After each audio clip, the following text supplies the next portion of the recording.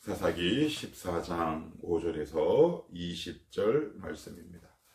14장 5절에서 20절.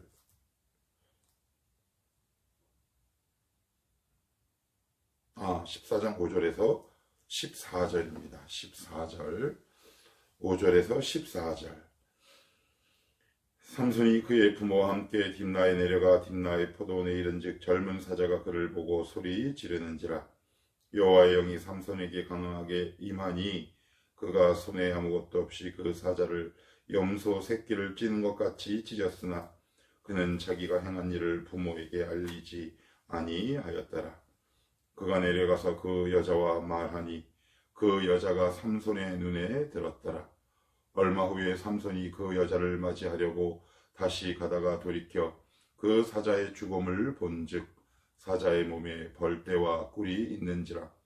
손으로 그 꿀을 떠서 걸어가며 먹고 그의 부모에게 이르러 그들에게 그것을 들여서 먹게 하였으나 그 꿀을 사자의 몸에서 떠왔다고는 알리지 아니하였더라. 삼손의 아버지가 여자에게로 내려가매 삼손이 거기서 잔치를 베풀었으니 청년들은 이렇게 행하는 풍속이 있음이더라. 무리가 삼손을 보고 30명을 데려와서 친구를 삼아 그와 함께하게 한지라. 삼손이 그들에게 이르되 이제 내가 너희에게 수수께끼를 내리니 잔치하는 이래 동안에 너희가 그것을 풀어 내게 말하면 내가 베옷 30벌과 겉옷 30벌을 너희에게 주리라. 그러나 그것을 능히 내게 말하지 못하면 너희가 내게 베옷 30벌과 겉옷 30벌을 줄지니라 하니 그들이 이르되 내가 수수께끼를 내면 우리가 그것을 들으리라 하매 삼손이 그들에게 이르되 먹는 자에게서 먹는 것이 나오고 강한 자에게서 단 것이 나왔느니라 하니라. 그들이 사흘이 되도록 수수께끼를 풀지 못하였더라. 아멘. 계속해서 우리가 지금 삼손의 이야기를 살펴보고 있습니다. 삼손의 신분의 정체성은 나실인, 머리에 삭도를 대지 말고 죽을 때까지 포도로 된 모든 것들을 금해야 합니다. 그리고 나실인의 또 규례 가운데 뭐가 있냐면 시체나 동물의 죽은 사체 가까이 가지 못하죠. 가까이 갔을 때에는 분명한 정결 의식을 치러야 합니다. 그것이 민수기 앞부분에 정확하게 이제 나와 있는데 나실인의 정결 규례나 나실인의 법에 관해서는 지금 계속 말씀드리고 있지만 궁금한 분이 계시면 개인적으로 한번 찾아보시면 더 도움이 될 것 같아요. 아무튼 하나님이 하지 말라는 것 이제 하나하나 깨 나가기 시작합니다. 14장 1절에서 쭉 보시면 딥나에 내려가서 블레셋 사람의 딸들 중에서 그래요. 이스라엘 공동체는 이방인과 결혼을 할 수 없죠. 근데 여기서 우리가 조금 부연 설명을 해야 할 것은 라합, 그다음에 룻, 그다음에 모세의 아내 다 이방인들이죠.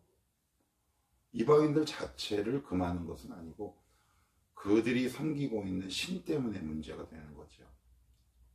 이제 곰팡이가 피는 거예요. 이제 물이 오염되기 때문에 그렇습니다. 그러니까 뭐 그들은 얼마든지 이스라엘 공동체 안에 들어올 수는 있어요. 단 전제 조건이 있다면 하나님을 따른다는 조건이 반드시 동반되어야 합니다.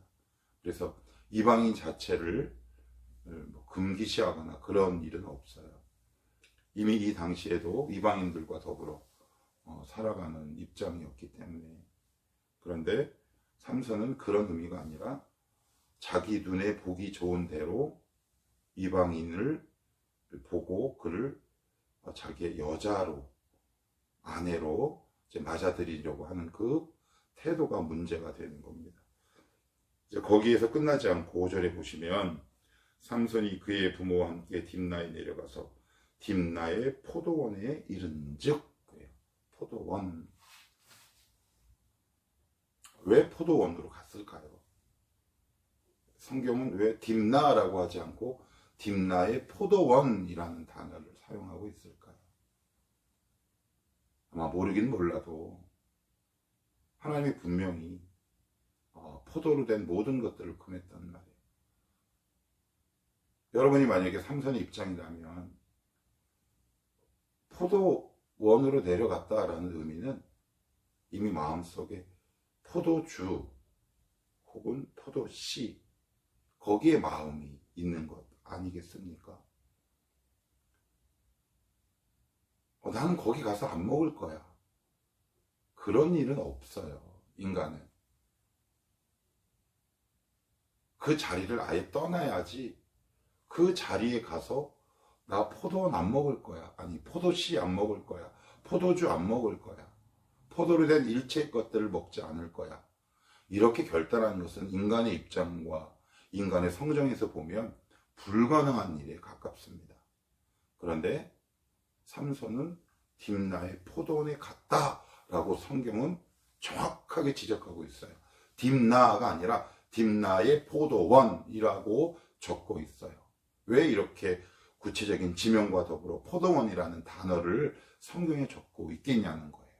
성경에 의도가 있는 거죠. 어떤 의도?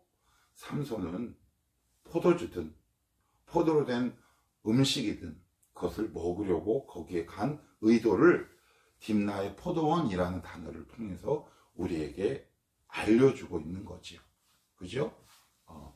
그래서 우리가 신앙생활하면서 조금 신경 쓰고 유의해야 할 것은 뭐냐면 우리 가운데 참 여러 가지 다양한 유혹들이 있단 말이에요. 그래 나 거기 가는 건 괜찮아. 그렇지 않아요. 거기에 간다는 것 자체가 이미 내 마음 가운데 여지, 기회, 틈을 주는 거거든요. 거기 가서 여러분들 아무리 몸부림치고 발버둥 쳐 보십시오. 그 분위기에 여러분들이 휩쓸리지 않는지 어림도 없단 말이에요. 삼손은 하나님이 금하라고 하는 것들을 여인, 포도 하나하나 다 깨나가기 시작합니다. 다 깨나가기 시작해요. 하지 말라는 건 다 합니다. 하라는 건 절대 안 하고 하지 말라는 것만 합니다. 이게 참 슬픈 이야기입니다. 여기서 우리의 모습을 보고 나의 모습을 보고 21세기 우리 성도들의 모습을 봅니다. 저의 모습을 보기도 하고요. 어쩌면 인간은 하나님이 하지 말라는 것만 그렇게 하나님이 싫어하는 것만 족족 찾아서 하는지 몰라요. 주님과의 관계가 점점 멀어지면 하나님이 싫어하는 것만 합니다. 그런데 더 무서운 게 뭐냐면 그걸 몰라요. 일말의 두려움이나 거룩한 경외나 공포, 양심의 찔림, 가책 이런 것들이 없어요. 여러분 삼손의 스토리를 한번 읽어보십시오. 머뭇거리거나 그리고 이렇게 잠시 뭐 이런 태도들 있잖아요. 이런 게 없어요. 거침이 없어요. 그냥 하나님이 하지 말라는 것을 다 깨나가기 시작합니다. 이게 진짜 무서운 거예요. 우리 가운데 은혜가 남아있고 은혜의 불씨가 남아있으면 이게 거침없이 죄를 짓기가 어려워요. 일말의 두려움이 있단 말이에요. 성령께서 우리 안에서 체근거리기 때문에. 그런데 그런 것들이 싹 사라집니다. 이게 참 두렵고 무서운 일이지. 그런데 참 신비한 것이 있어요. 6절 여호와의 영이 삼손에게 강하게 임하니. 5절에 보시면 포도원에 이른즉 젊은 사자가 그를 보고 소리 지르는지라. 여기서 젊은 사자는 숫사자를 얘기해요. 숫사자. 그리고 젊다는 거니까 성체란 얘기죠. 사자는 보통 숫사자 같은 경우에는 2m 50, 몸무게가 200kg가 넘는데 그 이빨과 발톱을 갖고 있는 맹수를 인간의 힘으로 어떻게 이길 수 있겠습니까? 근데 가장 위급하고 긴급한 순간에 여호와의 영이 강하게 임하기 시작하죠. 삼손을 보호하세요. 근데 우리는 그걸 참 많이 악용합니다. 우리에게 사자 같은 환경이 다가오면 우리가 한 일은 싹 잊어버리고 하나님은 여호와의 영을 강하게 부어주시죠. 그러므로 삼손을 보호하시고 이스라엘 공동체를 보호하세요. 우리의 악행보다, 우리의 본질적 타락보다 하나님의 은혜가 참 깊습니다. 그래서 우리는 지금까지 살아올 수 있었던 것 같고요. 이 부분에 대해서는 뒤에 조금 더 보도록 하십시다. 6절 여호와의 영이 삼손에게 강하게 임하니 그가 손에 아무것도 없이 그 사자를 염소 새끼를 찌는 것 같이 찢었으나 그는 자기가 행한 일을 부모에게 알리지 아니하였더라. 5절에 보시면 부모와 함께 딥나의 포도원에 내려갔는데 아마 사자가 나타났을 당시에는 아마 그 부모가 다른 곳에 있었나 봐요. 혼자 있을 때 아마 이런 일이 일어났었던 것 같아요. 부모에게 알리지 않았습니다. 이게 되게 중요해요. 부모에게 알리지 않았어요. 7절 그가 내려가서 그 여자와 말하니 그 여자가 삼손의 눈에 들었더라. 얼마 후에 삼손이 그 여자를 맞이하려고 다시 가다가 돌이켜 그 사자의 죽음을 본즉 사자의 몸에 벌떼와 꿀이 있는지라. 제가 나시린의 귤에 뭐가 있다 그랬습니까? 시체나 죽은 동물의 사체 접근 금지, keep out, 영어로 keep out, 접근 금지란 말이에요. 근데 아무 거리낌 없이 거기 갑니다. 만져서도 안 되고요. 가까이 가서도 안 돼요. 그런데 그 사자 몸에 있는 꿀을 먹어요. 이게 상식적으로 말이 되지 않는 거죠. 지금 삼손은 아마도 욕망과 쾌락의 끝을 달리고 있는 것 같아요. 일말의 거리낌이 없고 양심도 없어요. 내가 나시린이라는 정체성도 전혀 없습니다. 머뭇해야 되는데 머뭇거림 없이 그 사자 몸에 생긴 뭘 먹어요? 벌떼와 꿀. 그 가운데서 꿀을 먹습니다.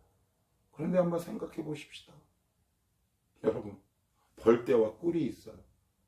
그러면 벌집이 이렇게 생겼다는 거잖아요. 그러면 사람이 그 꿀을 먹기 위해서 다가가면 벌이 이렇게 넉넉히 있습니까? 얼마나 맹렬한 기세로 사람을 쏘겠습니까? 자기의 벌집이 파괴돼야 되는데 그래야지 꿀을 먹을 거 아니에요. 그런데 벌에 쏘이는 것도 개의치 않습니다. 왜 그럴까요? 이미 욕망의 화신이 되었기 때문에, 쾌락의 화신이 되었기 때문에, 그로 인해 그 벌떼가 나를 쏘는 것조차 그는 개의치 않아요. 그는 오로지 욕망의 노예요. 포로가 되었기 때문에 그렇죠. 아니, 어느 벌이 자기 집 벌집을 망가뜨린 걸 보고 가만히 있는 벌이 있습니까? 그런 일은 없죠. 그런데 그 위험과 고통을 감수하고서라도 자기 눈에 보이는 것을 얻으려고 그 꿀을 먹습니다. 욕망의 끝판왕, 쾌락의 끝판왕입니다. 참 두렵고 무서운 겁니다. 하나님을 떠난 인간이 아무리 사사라고 해도 하나님과 깊은 교제가 없다면, 인격적인 만남이 없다면 어디까지 타락할 수 있는지 보여주고 있는 겁니다. 제가 그저께도 말씀드린 것처럼 이스라엘 공동체와 그 이스라엘 공동체의 지도자는 동시 하락 평준화가 되었다 그랬어요. 뭐 이 정도쯤이야. 아무렇지도 않게 뻔뻔하게 하나님이 하지 말라는 율법을 과감하게 어기고 마는 거죠. 9절 손으로 그 꿀을 떠서 걸어가며 먹고 그의 부모에게 이르러 그들에게 그것을 들여서 먹게 하였으나 그 꿀을 사자의 몸에서 떠왔다고는 알리지 아니하였더라. 6절에서 보시면 알리지 아니하였더라. 뭐 부모가 믿겠냐고요. 물론 1차적으로는 뭐 이렇게도 해석하는 사람이 있어요. 아마 부모에게 말하기가 어려웠을 것이다. 나시린의 규례를 알고 있는 부모가 야단을 치면 어떡하나. 그런데 그것보다는 이미 나시린임에도 불구하고 자기 마음대로 이방 여인을 고르는 삼손의 모습을 우리가 감안해 본다면 아마 이런 마음이 더 맞는 해석인 것 같아요. 뭐냐면 부모님에게 알려도 모를 겁니다. 몰라요. 네가 사자를 어떻게 죽여? 말도 안 되는 거죠. 상식도 안 되는 일을 우리가 믿을 수 있겠습니까? 이게 이제 믿음의 비밀이잖아요. 믿음의 비밀. 우리의 믿음의 비밀을 누구에게 알려준다고 해서 그 사람이 100% 수긍할 수 있겠습니까? 그것은 하나님과 나만의 둘만이 갖고 있는 은밀한 비밀일 수밖에 없죠. 바로 그런 의미죠. 10절 삼손의 아버지가 여자에게로 내려가며 삼손이 거기서 잔치를 베풀었으니 청년들은 이렇게 행하는 풍속이 있습니다. 여기서 풍속 말 그대로 그 당시 가나안 지방 행해지고였던 하나의 잔치, 파리 타임, 쉽게 얘기하면 파티 타임이에요. 뭐 구체적으로 어떤 잔치였는지는 성경은 이야기하고 있지는 않지만 블레셋 지방에 사는 청년들이거든요. 그들은 이방신 섬기고 있는데 어떤 파티를 했겠습니까? 귀신 파티 했겠죠. 음란한 파티 했겠죠. 이게 참 지금 브레이크 없어요. 질주해요. 지금 폭주하고 있는 겁니다. 그 신앙에 브레이크가 없어요. 폭주하고 있습니다. 브레이크를 걸어야 돼요. 폭주하고 있습니다.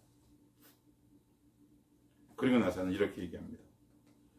삼손이 그들에게 이르되 이제 내가 너희에게 수수께끼를 내리니 잔치하는 이래 동안에 너희가 그것을 풀어 내게 말하면 내가 벼 30벌과 겉옷 30벌을 너희에게 주리라.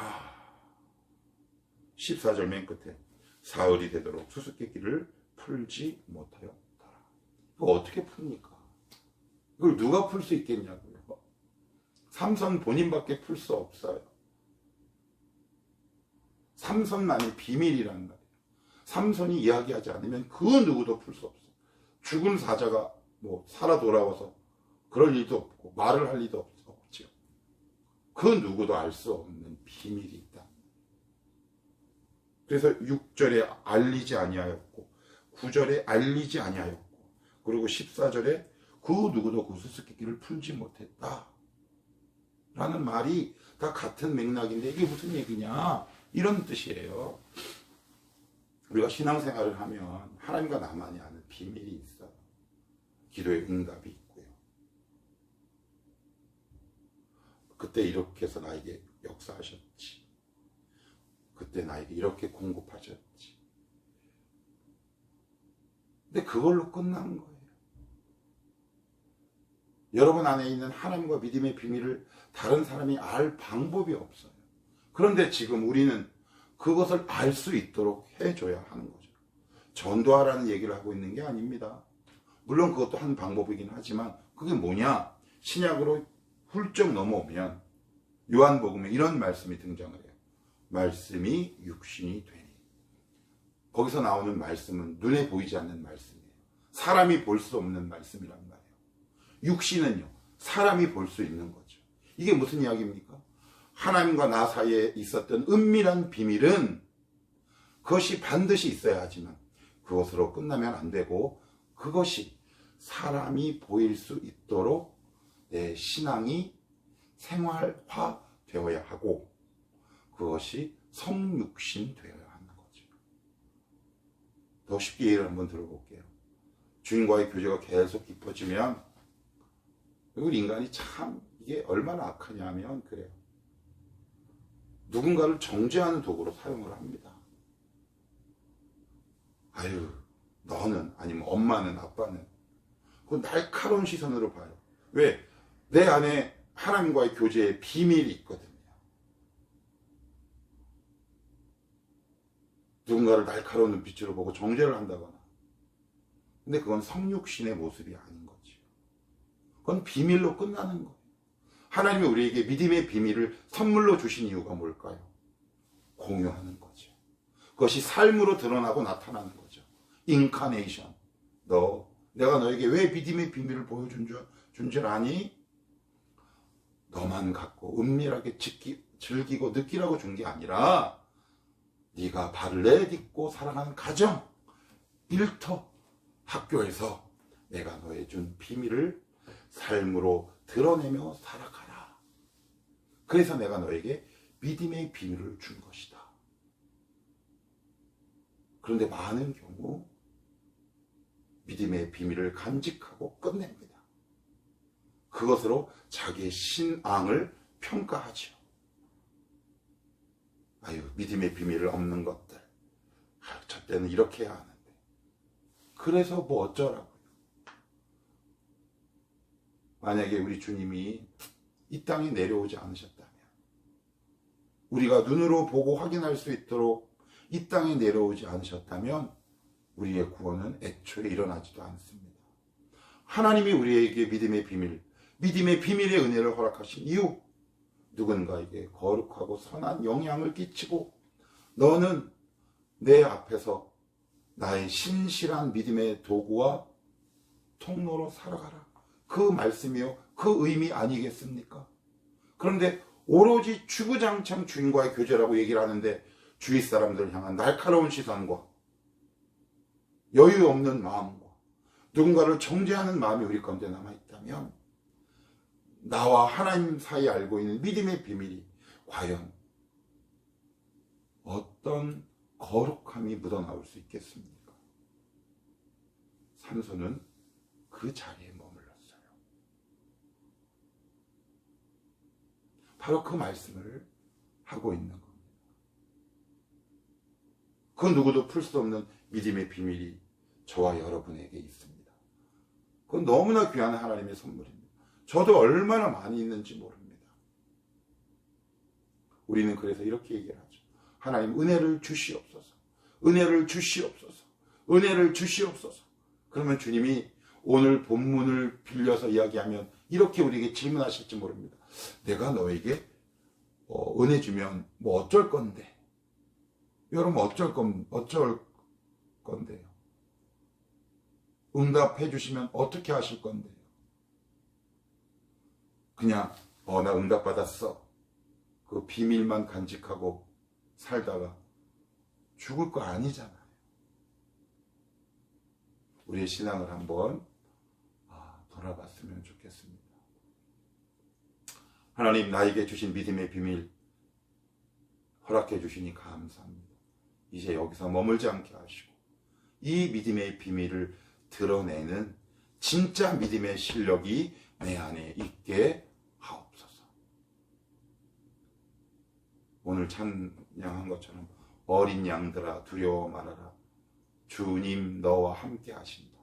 그러니 주님 손 꽉 붙잡으시고 내 안에 있는 믿음의 비밀 나의 삶 속에 녹아지고 드러나고 실현됨으로 우리 주님이 이 땅에 오셔서 성육신된 모습으로 수많은 사람을 구원하시고 품으셨던 것처럼 남들의 눈과 그들이 우리의 모습을 보고 믿음을 확인하는 믿음의 비밀을 거룩하게 드러내는 하나님의 신실한 그리스도인으로 살아갔으면 좋겠습니다. 기도합시다.